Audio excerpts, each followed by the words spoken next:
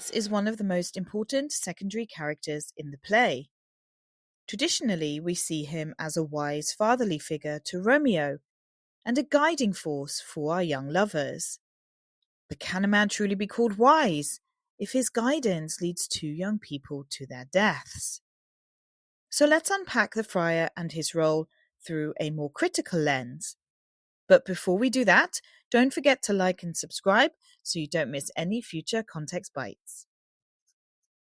First, let's recap. Friar Lawrence is a Franciscan monk, and they followed the teachings of St. Francis of Assisi. As part of this religious order, they were expected to live simple and modest lives, show some humility, help others, promote peace, and guide people spiritually. You could argue that Friar Lawrence shows many of these qualities throughout the play. However, sometimes his actions seem to contradict them. Remember, good intentions don't always equal good actions. So let's start with the secret wedding. Romeo and Juliet fall in love and want to marry fast. But instead of slowing things down, Friar Lawrence agrees to marry them in secret. He states, "For this alliance may so happy prove, to turn your household's rancour to pure love."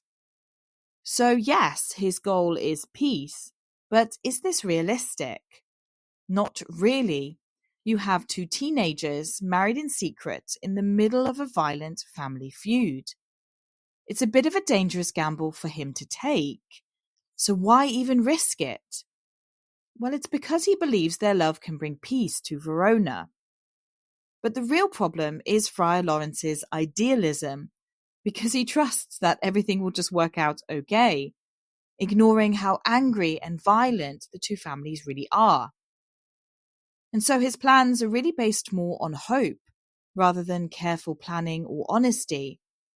And this therefore makes him naive and reckless, and it puts the young lovers in even more danger. Instead of dealing with problems openly, he hides things. And these actions really clash with Friar Lawrence's supposed religious teachings, especially those about honesty, responsibility, and trusting in God's plan. Marrying Romeo and Juliet in secret doesn't really align with Christian values of truth and faith. By trying to control the outcome of things instead of accepting God's will, Friar Lawrence really shows a lack of trust in a divine higher power.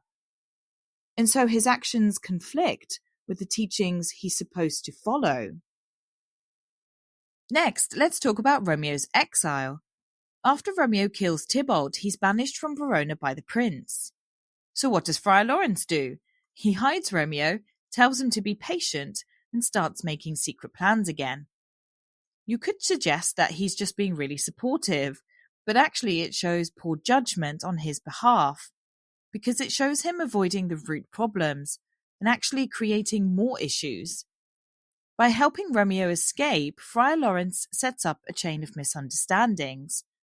Firstly, Juliet is devastated about the banishment, therefore leading Lord Capulet to misunderstand her grief, and therefore arranging the marriage to Paris.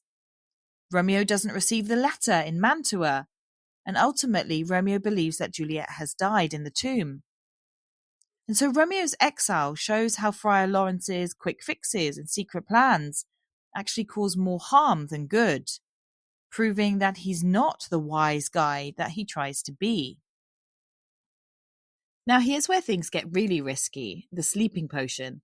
Juliet doesn't want to marry Paris, so the friar gives her a potion to fake her death. She'll appear dead, and then Romeo will sneak in and they'll run away together. What could go wrong? Well, everything. His plan relies on perfect timing, secret letters, and blind trust. It involves lying to everyone, including Juliet's parents, the nurse, and the entire city. And this really goes against his role as a religious leader who should promote truth and honesty. Instead of encouraging Juliet to be honest with her family, the friar relies on trickery, which causes even more confusion and tragedy. So by giving Juliet the potion, it highlights his failure as a responsible adult and a religious figure. And then in the final moments, the friar makes his worst decision of all. When Juliet wakes up and sees Romeo dead, what does the friar do? I dare no longer stay. He leaves her alone and in a tomb, and this is the moment when she ends her life. As a friar, he should have stayed to comfort her, protect her, and stop her from harming herself. And so this moment proves that when it really matters, Friar Lawrence puts himself first. It shows he's cowardly, unreliable, and he fails to take responsibility for the chaos of his actions. His abandonment clearly leads to Juliet's death, making him partly responsible for the final tragedy. One final interesting point to consider is that Friar Lawrence makes big decisions for Juliet without really asking or giving her control. Even though he seems like he's helping, his power is not really deserved, and he ends up causing harm.